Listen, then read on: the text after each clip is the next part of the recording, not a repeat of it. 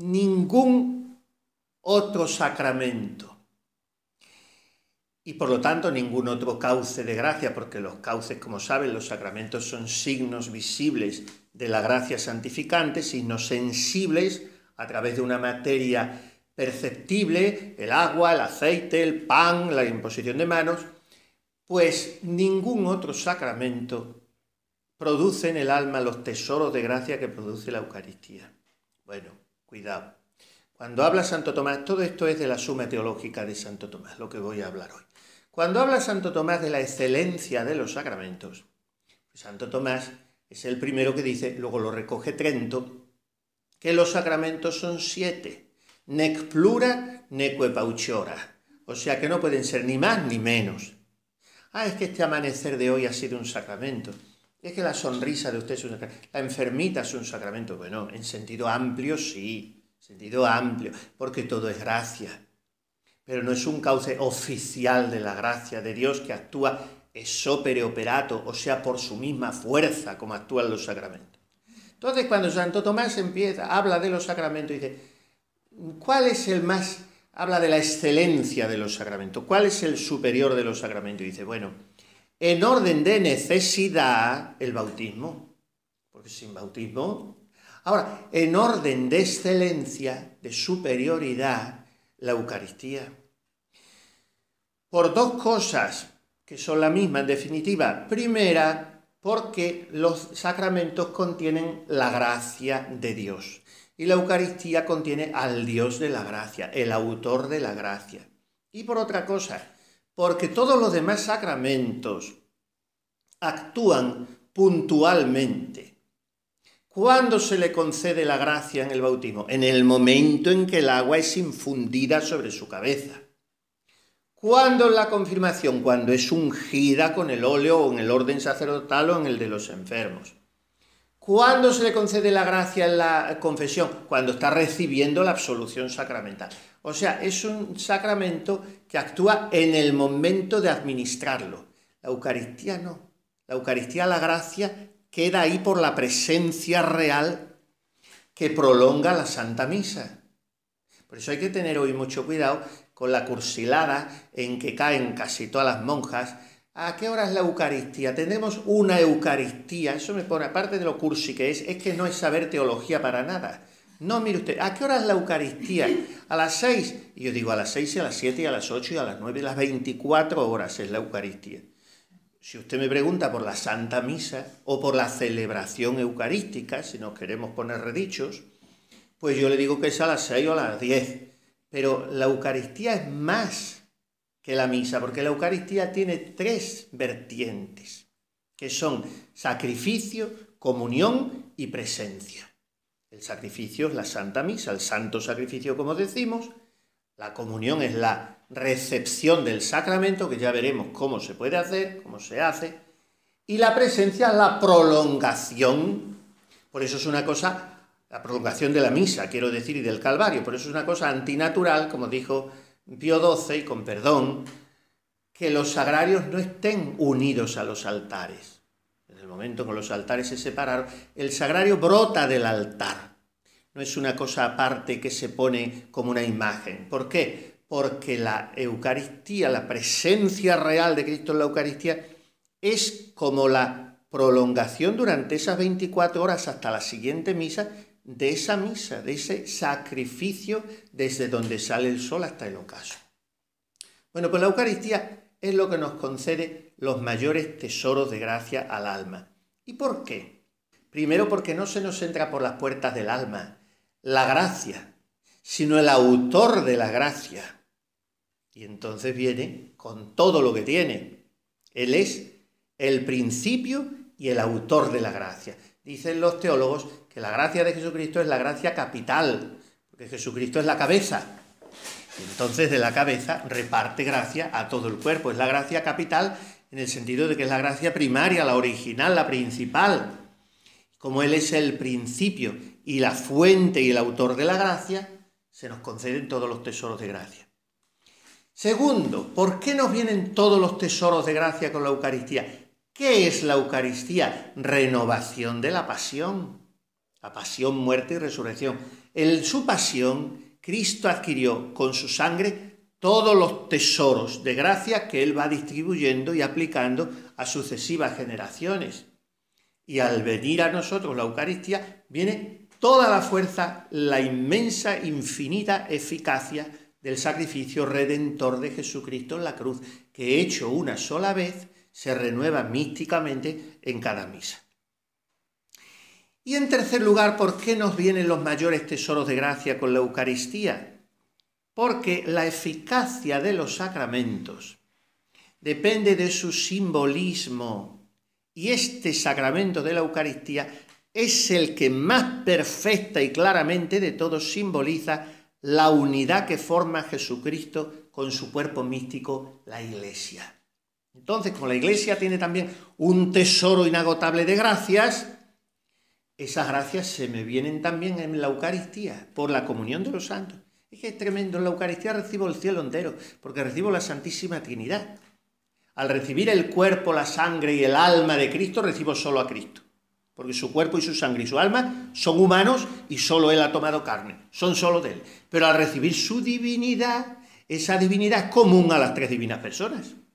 Y entonces recibo también en la Eucaristía al Padre y al Espíritu Santo, por un fenómeno que los teólogos llaman, con una palabra rara, la circumincesión, que quiere decir, donde está una persona están las otras dos, necesariamente. Entonces en la Eucaristía recibo todo el cielo, pero es que además recibo toda la Iglesia, porque Jesucristo es cuerpo físico y cuerpo místico.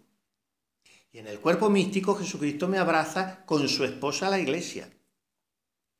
Por tanto, la entrada en el cielo es efecto especialísimo del sacramento de la Eucaristía.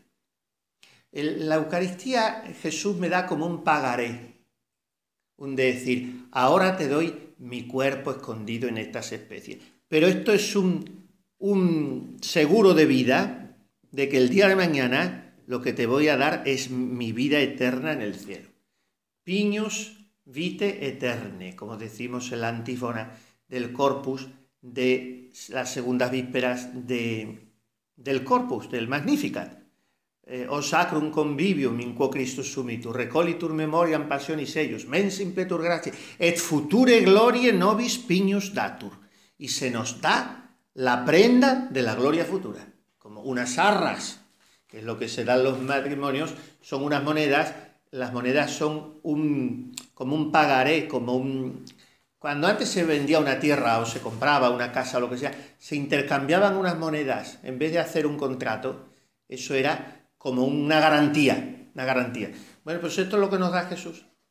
La garantía tiene el Padre Cue, una poesía preciosa que dice que nuestro cuerpo es una alcancía y por la ranura que es la boca, Jesús va echando moneditas, las formas de cada día. La hostia de cada día es una monedita que nos va entrando en la alcancía y eso se llena de dinero para que tengamos una pensión de jubilación para la vida eterna.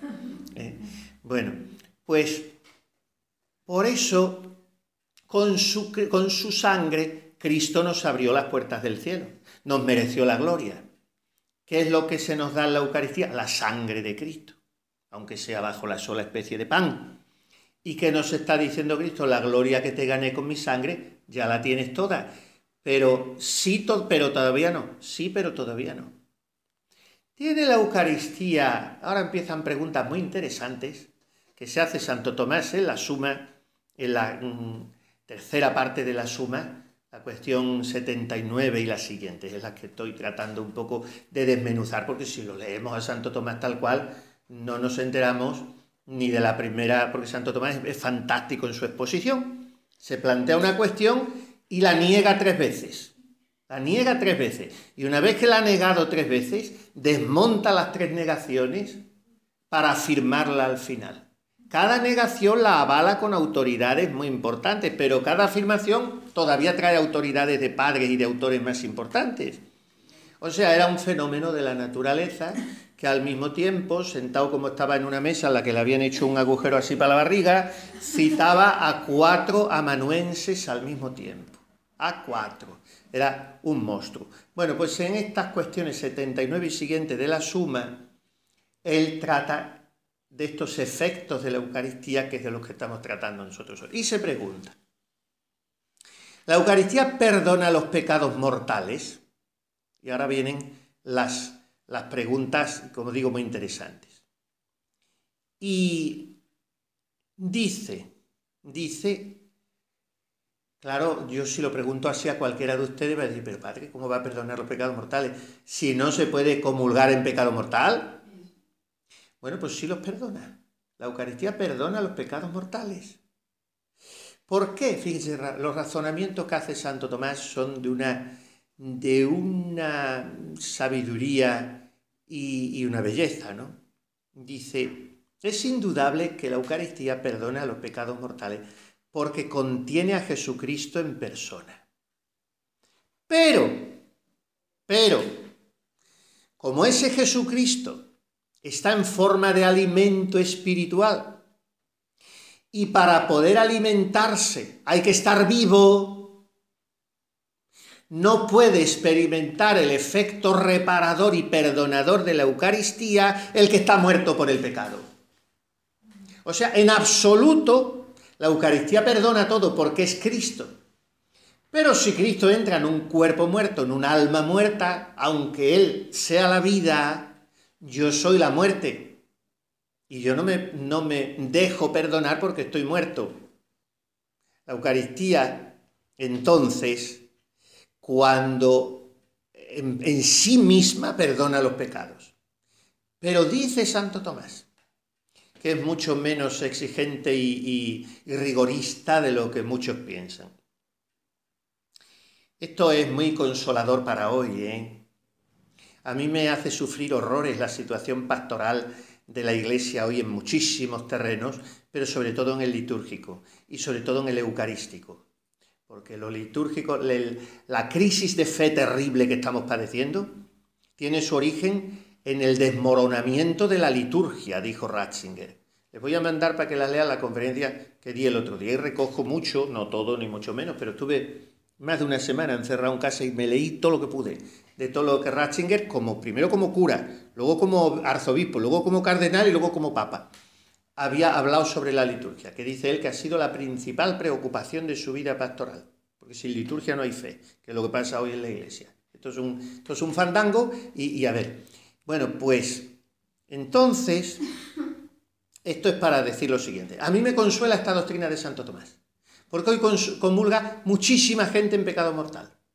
Yo creo que la mayoría, porque es imposible que sin confesar la gente, según está el mundo hoy, que no tienen ustedes más que salir a la calle para ver cómo está el mundo, la gente esté en gracia de Dios más de 1 o 2 semanas, en el mejor de los casos, con la televisión, con el internet, con lo que es el mundo. Y sin embargo, llegan los domingos y las filas a comulgar. Entonces, ¿qué dice Santo Tomás? Que la Eucaristía perdona los pecados mortales, pero que no puede perdonarlos porque yo estoy muerto. Pero añade, cuestión 79 de la Suma, artículo número 3. Sin embargo, y esto ya digo que es muy consolador porque los moralistas hablan de 2 tipos de ignorancias para cumplir los mandamientos o las obligaciones. La ignorancia culpable y la ignorancia inculpable. Con la primera se va uno al infierno. Yo esto como no lo sabía porque no te has preocupado de saberlo, porque has tenido muchas personas que te lo enseñen. Pero la mayoría de las ignorancias son inculpables. La gente es absolutamente tonta. La gente no se enteran. Y como Dios nuestro Señor es Padre y es tan bueno, pues pasará la mano. Y dice Santo Tomás, a pesar de que la Eucaristía no puede perdonar los pecados mortales en un organismo espiritual que está muerto, porque para recibir el alimento hay que estar vivo, sin embargo, cuando alguien recibe la Eucaristía creyéndose de buena fe, en gracia de Dios, aunque no lo esté, esa buena fe lo salva. Y el sacramento le borrará las culpas no perdonadas. A mí me ha encantado descubrir esto en Santo Tomás, porque es nada menos que Santo Tomás de Aquino, el príncipe de la teología, el doctor angélico, el que lo dice. O sea que esto me hace a mí pensar que mucha de esa gente que va, Claro, también es verdad otra cosa que ya la hablaremos, que para recibir la Eucaristía hacen falta 3 cosas. Estar en gracia de Dios, saber guardar el ayuno eucarístico y saber a quién recibimos. Saber a quién recibimos. Y yo creo que mucha de la gente que comulga hoy comulgará igual que un perrito, como me contaron el otro día, que una señora llevaba en brazos a un entierro a comulgar el perrito y todo cogía la forma y se la dio el perrito. Sí, la gente hoy estamos así, pero no se asusten tanto. Si esto estamos así, es que no lo están viendo. ¿Cómo entra la gente en la iglesia vestida? ¿Cómo están hablando? Bueno, pero a la gente que vaya como de buena fe, con buena voluntad, la Eucaristía le puede borrar los pecados mortales. En absoluto. Luego cada caso es un caso y habría que verlo, dice Santo Tomás. Se continúa preguntando, el artículo 4. ¿Y los pecados veniales los perdona? Miren qué interesante la respuesta que da. La respuesta también me ha encantado, a mí es fabulosa. Dice, ¿cuándo? ¿Pecados veniales cometidos cuándo? ¿En el momento de comulgar o después? O antes. Porque claro, en el momento de comulgar, él dice que a veces cometemos pecado venial en el mismo momento de comulgar. Viene a decir, cuidado, no quiero escrúpulos ni quiero tonterías, pero quiero dar lo que dice Santo Tomás. Porque muchas veces vamos con tanta negligencia, con tanta distracción, con tan poca preparación, con tan poco amor, que hemos cometido un pecado venial de omisión. Entonces, el de ese momento Dios no lo perdona porque lo estás cometiendo en el momento de recibirlo. Pero los que hayas cometido antes o puedas cometer después, la Eucaristía te preserva también, dice él. ¿Por qué perdona los pecados veniales? Porque no es una gracia, como es alimento, es una gracia destinada a reparar las fuerzas que se nos han desgastado y a vigorizar el fervor que compensa la falta de caridad que es el pecado venial, porque en definitiva el pecado venial, bueno, y el mortal, es una falta de caridad, una falta de amor. Como la Eucaristía es un exceso de amor, viene a compensar ese déficit de amor. ¿Y la pena? El Santo Tomás se lo pregunta todo y se lo responde todo. Y la pena, porque claro, la pena es una problemática gorda, lo de la pena, porque en la vida se nos va perdonando la culpa. Cada confesión se nos perdona la culpa. ¿Y la pena por qué no se nos perdona? Porque no llevamos la contrición proporcional. Si fuéramos a confesarnos con el dolor en proporción a la ofensa que a Dios hemos hecho, si ese dolor fuera de verdad apreciativamente sumo, como dicen los teólogos, y yo lo sintiera y un corazón quebrantado y humillado, tú no lo desprecias, de una sola confesión se nos borraría toda la pena. ¿Pero por qué no se nos borra? Porque nuestras confesiones son remisas. Sí, nos duele, estaría bueno que no nos doliera los pecados, pero te prestamos mucha más atención al examen de conciencia. ¡Ay, que no se me olvide nada! Que eso es aburrir al cura, porque el cura con que le eches una gotita de vino en el cáliz y de agua tiene bastante para consagrarlo, y con que le digas que ha faltado al silencio o que ha faltado al amor de Dios, que a esas 2 cosas siempre falta una monja, pero se lo digas con todo el dolor de tu corazón. Ese dolor es el que te perdonaría la pena. Pero como nos falta dolor, pues nos falta remisión de la pena. Ah, padre, pero ¿y qué pasa entonces? Vamos a ventilarlo todo lo que podamos. Santo Tomás agota la materia. ¿Y qué pasa entonces? Esto no se lo pregunta aquí, pero lo voy a introducir yo. Con una indulgencia plenaria. Porque ahora resulta que Pablo VI, con el Enquiridium Indulgentiarum, puso las indulgencias plenarias baratísimas, que ya no hay que ir a Santiago ni hacer cosas raras, basta rezar el rosario en comunidad, indulgencia plenaria. Media hora de lectura de la Biblia, indulgencia plenaria. Media hora de adoración eucarística, indulgencia plenaria. Vía Crucis, indulgencia plenaria. Puedo ganar todos los días una más, ¿no? Pero esa una la puedo ganar. Aplicarla a los difuntos, pero si tengo voto de ánimas, ya están para los difuntos todo lo que gano. Pero si no, alguna vez en cuando me puedo quedar yo. Y así me libro del purgatorio de un plumazo. Porque indulgencia plenaria lo borra todo. ¿Qué te crees tú eso? que te crees tú eso. Porque tienes que hacer 4 cosas para la indulgencia plenaria. 4. Y nada más que tenemos en cuenta 3. Primera, el acto prescrito. La peregrinación en cuestión o lo que sea. Segunda, confesar y comulgar en el plazo de 15 días. Tercera, rezar por el romano pontífice, Padre Nuestro y Credo. Y cuarta, que en realidad es la primera, detestación absoluta del pecado en tu vida. O sea, no te voy a decir que no peques a los 3 días ni a la media hora porque somos frágiles, pero en ese momento tienes que hacer un acto de contrición perfecta. ¿Y quién lo hace? Yo creo que lo hacen casi todas las almas, no lo creo yo. Lo he leído en una revelación que tuvo Santa Catalina de Siena. Yo creo que en el momento de la muerte Dios da la gracia para que lo hagan a casi todas las almas, porque si no, no habría sitio en el infierno. Yo creo que lo haré. El momento de la muerte, un chispazo de decir, Dios mío, perdóname, que es un acto de contrición perfecta cuando te vas a morir. Pero cuando gana la indulgencia plenaria, yo creo que la indulgencia plenaria no la gana casi nadie. Porque hay que hacer, como digo, un acto de detestación absoluta del pecado en tu vida. Entonces, ¿se perdona toda la pena al recibir la Eucaristía? Pues se te está diciendo que en la Eucaristía recibimos al autor de la gracia, que entra en el alma con todo el cielo, con todo su amor, pondrá en fuga todos los estorbos. Bueno, pues es que resulta que dice Santo Tomás que en su calidad de alimento espiritual, la Eucaristía no tiene como fin condonar penas, sino reparar fuerzas y estrechar los lazos que unen a cada miembro de la Iglesia con los demás y con Jesucristo su cabeza. Los lazos que nos unen. Pero, dice Santo Tomás con una palabra muy suya, por concomitancia. ¿Qué es concomitancia?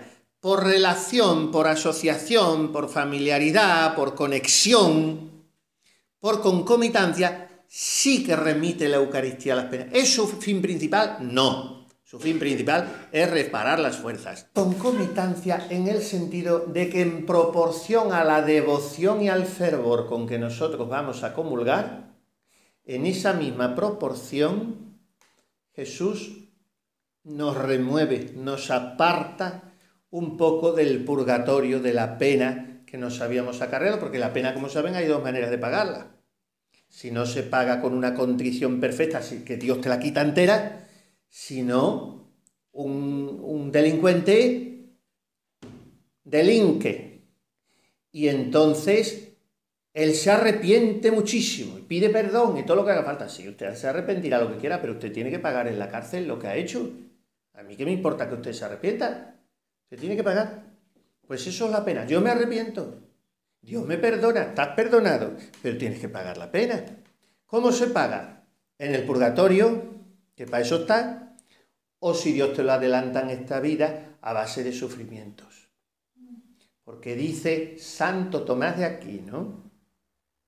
Luego tú lees el Tratado del Purgatorio de Santa Catalina de Génova y es muy consolador. Te dan hasta ganas de ir al purgatorio. El Día de los Difuntos, léanlo el tratado, pero es muy bonito, se lee enseguida. Vamos, en 1 hora y pico, un librito pequeño se lee. Pero Santo Tomás dice que la menor pena del purgatorio sobrepuja a todos los padecimientos juntos de la tierra. La menor pena. ¿Por qué? Porque tienes que tener una purificación enorme para entrar limpio en el cielo. ¿Y qué hace la Eucaristía? Según la devoción con que tú la recibas, te hace remitir la pena. ¿Por qué? Porque además de ser el sacrificio de Jesucristo, y como sacrificio tiene valor infinito, sin embargo, para perdonar toda la pena, se necesitaría también que fuera infinita nuestra devoción. Y como nuestra devoción está por debajo, tan inmensamente, tan incomparablemente por debajo de la infinitud, de la eficacia del sacramento, Vamos a seguir con los pecados y la Eucaristía, o mejor dicho, la Eucaristía como antídoto contra los pecados. La Eucaristía tiene como fin principal el preservarnos de los pecados. ¿Por qué? Porque la Eucaristía es también medicina. Y la medicina no solo es curativa, es preventiva. Es preventiva. ¿Y qué es la Eucaristía? Sacramento de nutrición. ¿Qué hace la nutrición? ¿Te preserva de la anemia? Claro, te preserva de la falta de vitaminas, de la falta de proteínas. Pues la Eucaristía nos preserva de todas las debilidades en que podamos caer. Tonifica, vigoriza el organismo espiritual en la lucha contra los agentes que alteran o minan la vida cristiana. Y además, como la Eucaristía es recuerdo de la pasión del Señor, hace lo que hacía la sangre del Cordero en las casas de los israelitas cuando pasaba el ángel exterminador, que les había mandado Yahvé que embadurnaran con la sangre las jambas y el dintel de la puerta, para que cuando pasara el ángel dijera, esta casa no, porque el primogénito es israelita, no es egipcio, a este le dejo. Y dice San Juan Crisóstomo, nuestros labios, cuando quedan empurpurados con la sangre del Cordero, el demonio pasa delante. Esa es la lección de Maitines del Viernes Santo, preciosa, de San Crisóstomo. Otra pregunta, como ven, Santo Tomás es genial, lo apura todo. ¿Puede la eficacia de la Eucaristía, puede alcanzar incluso a quienes no la reciben? Miren, hoy hay un confusionismo protestante dentro de la Iglesia terrible. Y la fe católica está muy maltrecha. Muchas veces es más fe luterana. Vamos, lo de luterana no es fe, es error luterano que fe católica. Hoy la gente va a misa y todas, sí o sí, tienen que comulgar. ¿Y por qué? Porque se lo han dicho los curas. Porque le han dicho, es que si usted va a misa y no comulga, es como quien va a un banquete y no come. Eso es una soberana necedad.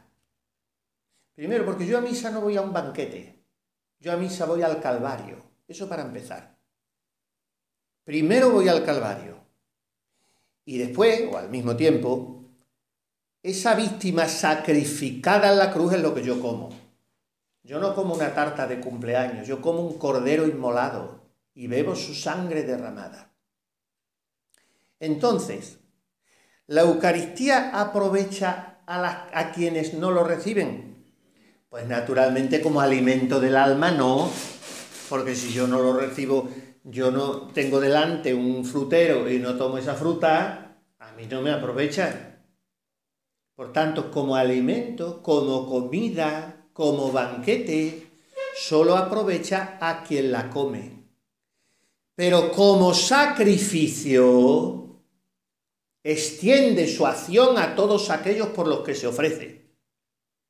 Si unidos a Cristo y a los demás miembros de la Iglesia por la fe y la caridad, están en disposición de aprovecharse de sus frutos. O sea, todos los que asistan a misa, que no estén en pecado mortal, aunque no comulguen, se beneficien de la Eucaristía. Padre, pero si no comulgan es porque están en pecado mortal y entonces no se benefician también.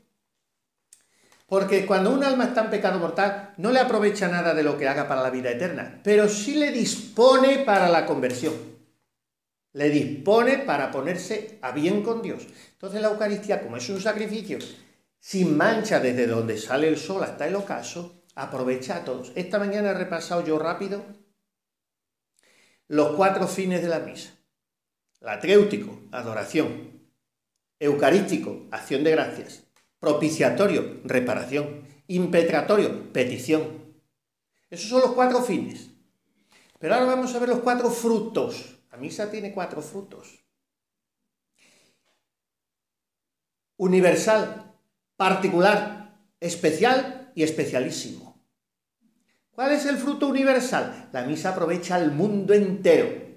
Una sola misa que se diga, aprovecha, da más gloria a la Trinidad que todos los ángeles y santos juntos y aprovecha al mundo entero. Fruto universal. Fruto particular, aprovecha a los que están allí. a los que la están oyendo, los que estábamos esta mañana aquí, en la iglesia. No se ha aprovechado más que a quien se ha quedado en la cama en su casa. Estaría bonito. Estaría bonito. Ese es el segundo fruto. Fruto especial. ¿Cuál era hoy? Por nuestra Madre María Angélica. Ese es el fruto especial, el de la intención del oferente, que te da el estipendio o que no te lo da, pero que te ha dicho, por favor, la intención de esta misa, que es el fruto especial, y toda la asamblea está orando por ese fruto. Y luego viene el fruto especialísimo. No especialísimo porque sea más que el especial, sino que se llama así. ¿Cuál es el fruto especialísimo? El del celebrante, que no traspasa a nadie. Porque yo, además de orar por toda la iglesia, por todo el mundo, por la asamblea que está allí y por la Madre María Angélica, yo llevaba hoy mi intención. Que no se la voy a decir porque si se la digo sabrían tanto como yo. No, yo casi nunca hago yo intención particular. Le digo a mi ángel de la guarda cada día que todas las intenciones que me encomiendan ese día, al día siguiente en el altar, si yo no me acuerdo, que él me las recuerde, y si no me las recuerdo, ahí están puestas. Y luego por la iglesia, que hay que rezar tantísimo, por todas las almas del purgatorio, por las monjas, por mi familia, por quienes tengo obligación, y por España tanto, ¿no? Todas esas intenciones. Pero en fin, 4 frutos la misa. Universal por toda la iglesia. Particular por la asamblea que está allí. Especial por la intención que te han encargado. Y especialísimo por el sacerdote. Entonces, la misa aprovecha a todo el casista, no solamente al que comulga, como se enseña hoy en muchos sitios. Vamos a volver un poco al tema que hemos dejado antes en el tintero. Hemos dicho si la Eucaristía perdonaba los pecados veniales. Ahora vamos a preguntarnos con Santo Tomás si los frutos de la Eucaristía son compatibles con los pecados veniales en mi vida, porque es que resulta que yo llevo comulgando 60 años, 80, y los pecados veniales siguen y siguen y siguen. ¿Aquí qué es lo que pasa? Bueno, pasa primero que somos humanos y que yo llevo limpiando el convento 60 años y el polvo sigue todos los días. Eso es lo primero. Pero, ¿qué pasa? Lo que hemos dicho antes, dice Santo Tomás muy finamente. Si los pecados veniales se cometen en el acto de recibir el sacramento, y esto sucede, y por favor, repito, no quiero escrúpulos, sino libertad de espíritu, porque somos hijas de San Francisco de Sales, pero si en el acto de recibir el sacramento, ¿cómo se comete pecado venial en el acto de recibir el sacramento? Pues te acercas a comulgar distraída,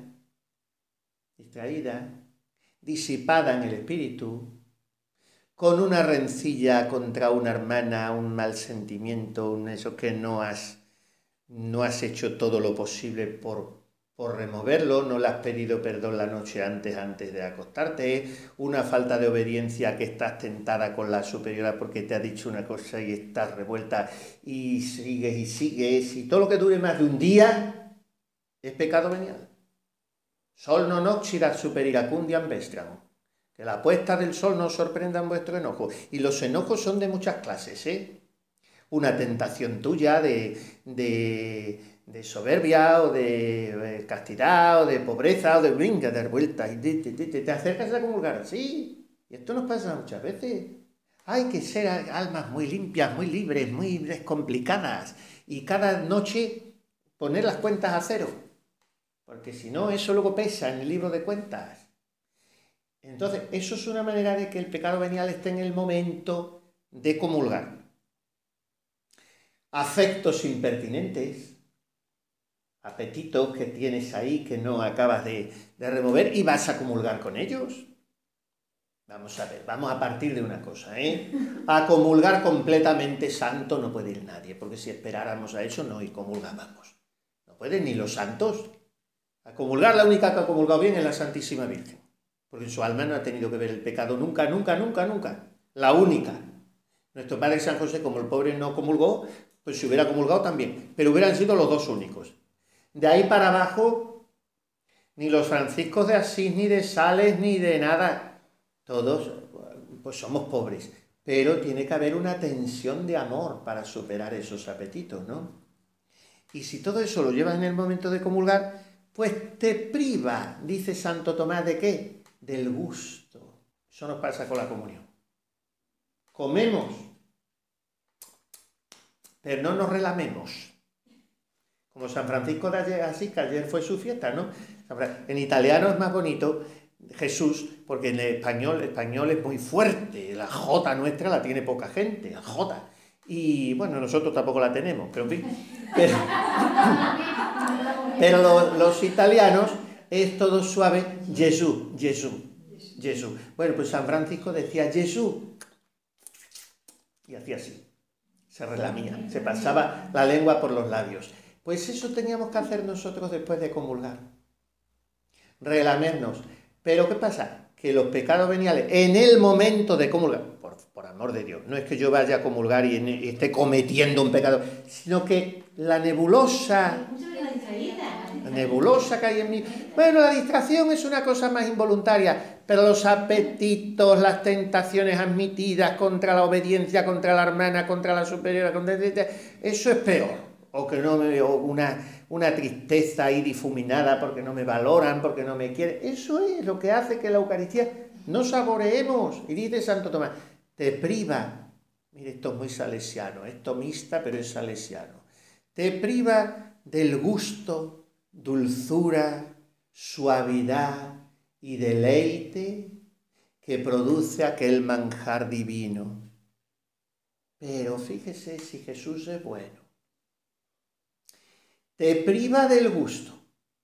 Bueno, te gusta, pero no todo lo que te podías rechupetear. Te priva del gusto, pero no del aumento de la gracia habitual, porque la Eucaristía nos aumenta la gracia cada día.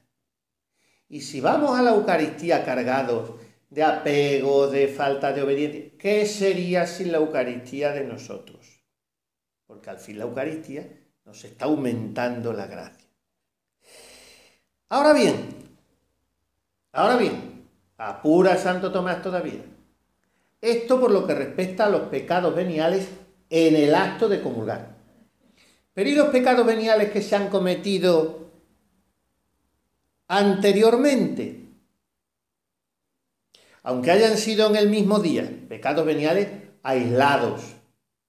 Una mala palabra que has tenido, te ha cogido en mal momento y has dado una mala contestación a una hermana, pecados veniales aislados, que eso no quiere decir que luego te hayas quedado a mal con la hermana, porque es peor a veces que un arranque de genio o una mala contestación, una distancia, una falta de unión habitual. Bueno, pero puedes tener una mala contestación, o puedes tener que en ese momento te mandan una obediencia y te haces la remolona, y, en fin, pecados veniales que tenemos mucho.